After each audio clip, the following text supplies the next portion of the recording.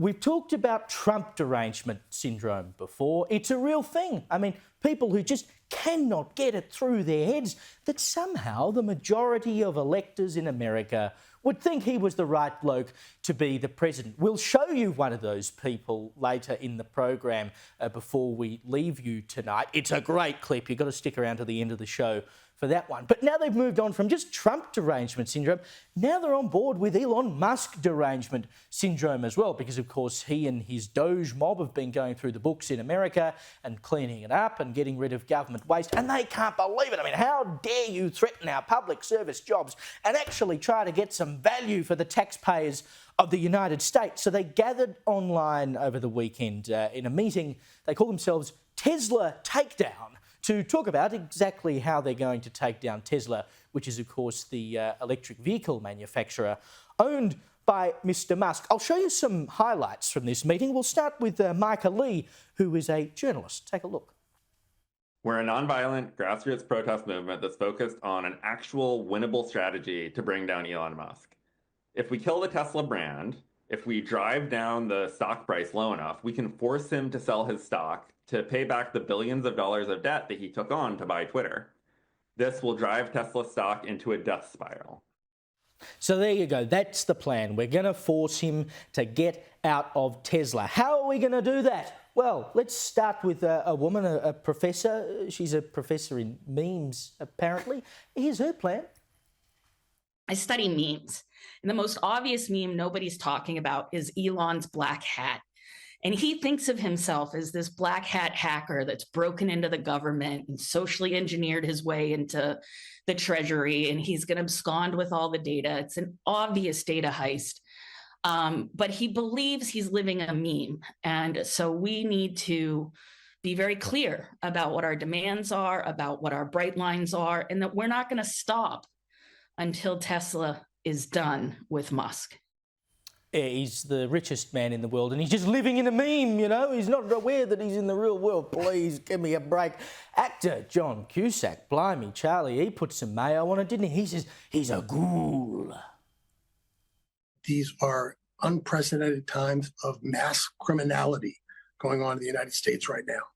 And that, like Trump, Musk is a pathological liar. He's a criminal. He's a sociopath and a ghoul.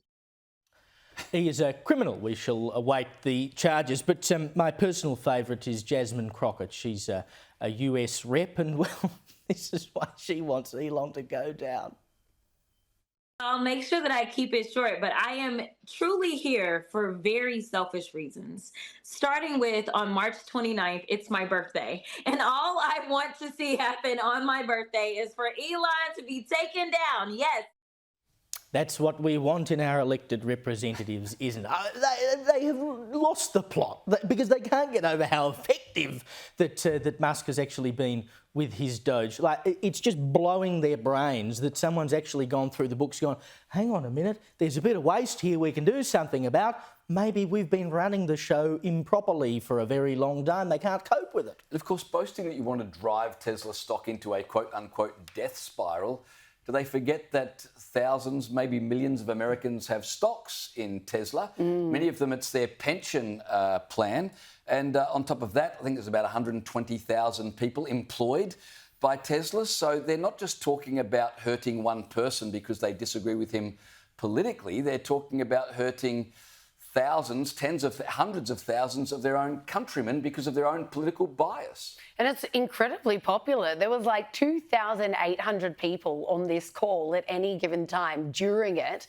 And these are the ones who are leading these protests. They want mass protests on the 29th of March, not even necessarily in places where there is a Tesla dealership. Those are being targeted. They're very calculated. But they're like, heck, if you just want to protest Tesla in the street as well, go for it. These guys know that 60% of Elon Musk's wealth is tied up in Tesla. And if they can make a big enough dent by people not wanting to buy them anymore, lest they be graffitied, lest their car be Molotov cocktailed, as has happened to Tesla dealerships across the US at this point, then they're going to be successful. People are too scared to buy them now, and the stocks were already falling. And even the current owners are saying, well, I can't even on-sell it because nobody wants it. They've taken to using stickers that say, I bought this Tesla before Elon Musk threw his weight behind Donald Trump. Please don't target mine. The Trump administration has talked about classifying these people as domestic terrorists, and yet here they are having a organisation call with thousands on it, planning their next steps. They were even really instructional, saying, don't do the swastikas. We don't want any more swastikas out into the world. As you will recall, Elon was accused of doing a Sieg Heil in a ridiculous rally move, which was clumsy at best, but they're still running with this idea of he's a closet Nazi, completely unfounded, of course. So they're saying, when you graffiti these cars, please no swastikas. They even suggested to just graffiti them with a man's private part. That's fine.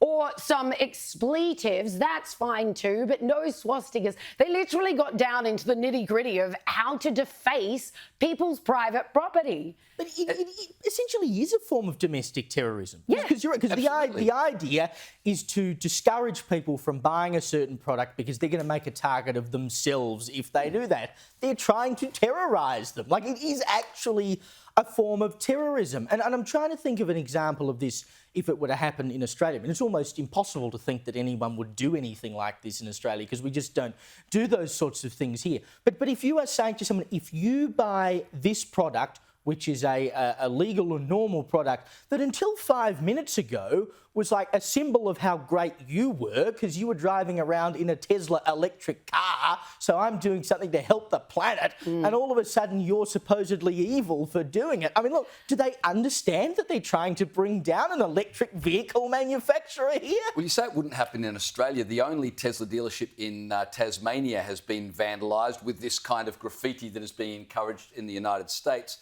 But pretty much these days, if you wear a MAGA hat, and as you said, we'll show an instance of someone with a MAGA hat being abused a little later in the program, if you wear a MAGA hat or you drive a Tesla, you're almost guaranteed that you're making yourself a target. You're begging for it. That's domestic terrorism. They are bullying, humiliating and threatening people to make a political point. And I dare say the MAGA crowd can take it, but the Tesla buyers who are probably on board with the lefty climate cult, they're not cut out for this kind of pushback.